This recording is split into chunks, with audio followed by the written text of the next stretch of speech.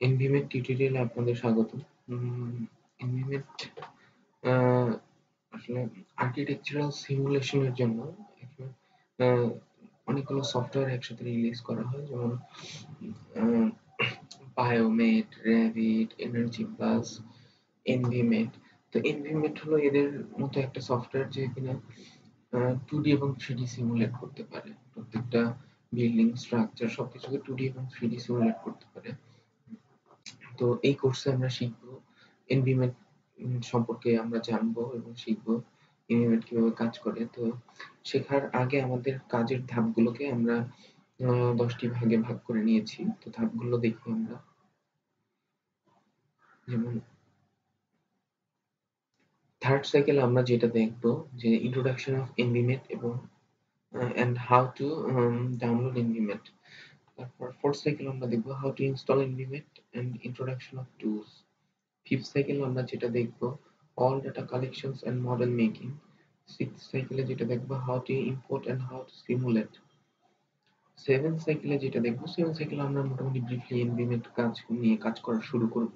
এনভিমেট যে জিনিসগুলো নিয়ে কাজ করবে, টেম্পারেচার সিমুলেশন নিয়ে কাজ করব। এইট সাইকেলে আমরা হিউমিডিটি সিমুলেশন নিয়ে কাজ করব। নাইন সাইকেলে এয়ার ফ্লো সিমুলেশন নিয়ে কাজ করব এবং 10th সাইকেলে আমরা অ্যানালাইসিস পার্টে যাব। অ্যানালাইসিস পার্টটা কি? অ্যানালাইসিস পার্টটা হলো এই যে আমরা টেম্পারেচার, হিউমিডিটি এবং এয়ার ফ্লো আমরা এই জিনিসগুলোকে কালেক্ট করলাম। জিনিসগুলো সিমুলেট করলাম একটা লং টাইম ধরে হতে পারে বা শর্ট টাইম ধরে হতে পারে। সিমুলেশন করার পর আমরা যে ডাটাগুলো আসলে পাবো সেই ডাটাগুলোকে আমরা কিভাবে কাজে লাগাতে পারবো সেই বিষয়টাই হলো অ্যানালাইসিস পার্টে থাকবে এবং সেই ডাটাগুলোর আউটপুট কিরকম এবং কিভাবে সেই আউটপুটটা থেকে আমরা কি কোন জিনিসগুলো কি নির্দেশ করে সেই বিষয়গুলো আমরা ডিটেল জানবো। তো এবার দেখি আজকের টপিক হলো introduction of environment and how to download environment. তো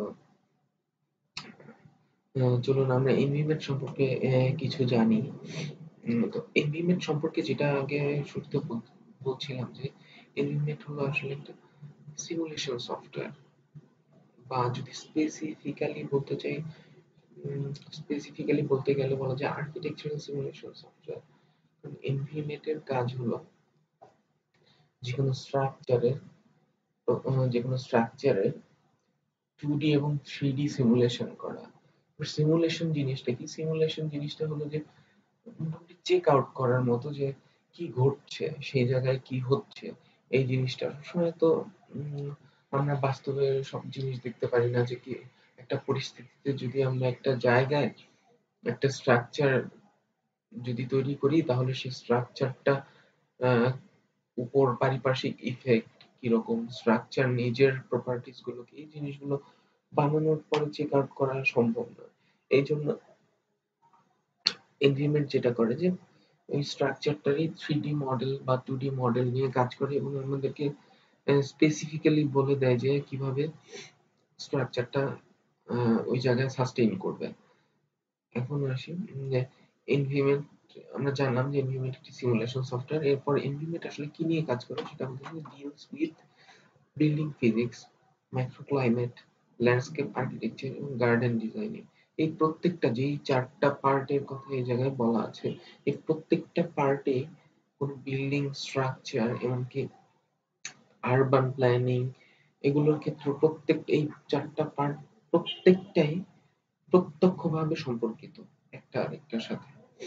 তো এনভিমেন্ট আমরা কেন ইউজ করি? এনভিমেন্ট আমরা ইউজ করি যে দেখার জন্য কি ঘটে, কি জিনিসগুলো ঘটে। তো মেইনলি আমরা 3টা ফ্যাক্টর নিয়ে এনভিমেন্ট কাজ করে। একটা হলো টেম্পারেচার, আরেকটা হিউমিডিটি এবং থার্ডটা হলো এয়ার ফ্লো।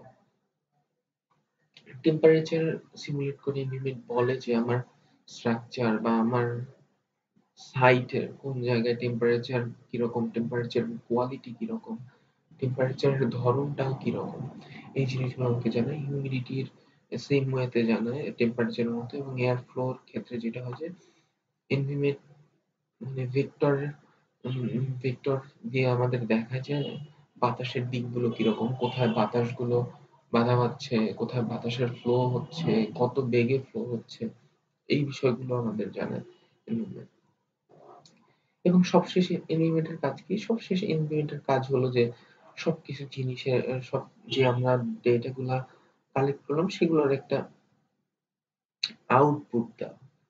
আমার সেই মাইক্রো ক্লাইমেটের একটা আউটপুট দেয়া। এখন এইজন্য এখন আমরা চলে যাব কিভাবে এনভিমেন্ট ডাউনলোড করতে হয়। তো এনভিমেন্ট ডাউনলোড করার জন্য গুগল সার্চ বারে গিয়ে যদি এনভিমেন্ট লিখে সার্চ করি আমরা, তাহলে এরকম হোম এনভিমেন্ট নামে একটা ট্যাব পাবো। এখন এই লিংকে যদি আমরা প্রবেশ করি, তাহলে আমরা এইরকম একটা পেজ পাবো। শুরুতে ওপেন হবে এরকম একটা পেজ, এবং এই পেজের শুরুতে তেমন কিছু দেয়া নাই। তো এই খোঁজগুলো আমরা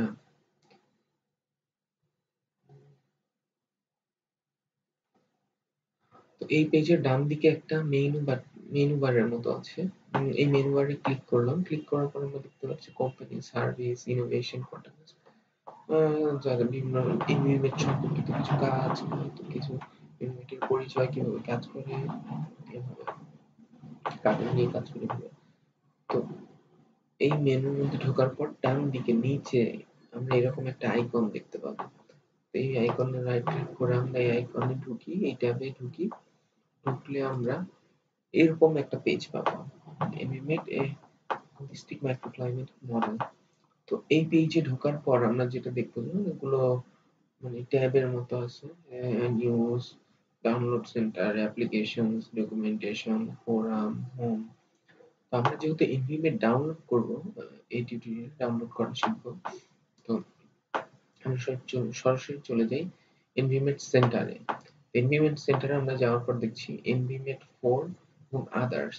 এনভিএমএ 4 থেকে আমরা সরাসরি এনভিএমএ ডাউনলোড করতে পারবো, এবং আদার্স আইটেমের মধ্যে যেগুলো থাকে মেইনলি যেটা বলেছিলাম শুরুতে, যে এনভিএমএ সহ আরো কিছু সফটওয়্যারকে একসাথে রিলিজ করা হয় বিল্ডিং সিমুলেশনের জন্য, সেই বাকি কিছু সফটওয়্যার সেখানে দেওয়া আছে। তো যেহেতু আমরা ডাউনলোডটাই দেখবো এই টিউটোরিয়াল, তো আমরা সরাসরি চলে যাচ্ছি এনভিএমএ 4 নামে যেই ট্যাবটা বা পার্টটা আমরা দেখছি এই জায়গায়, সে জায়গায় মোটামুটি কমলা রং ধারণ করেছে সেটা।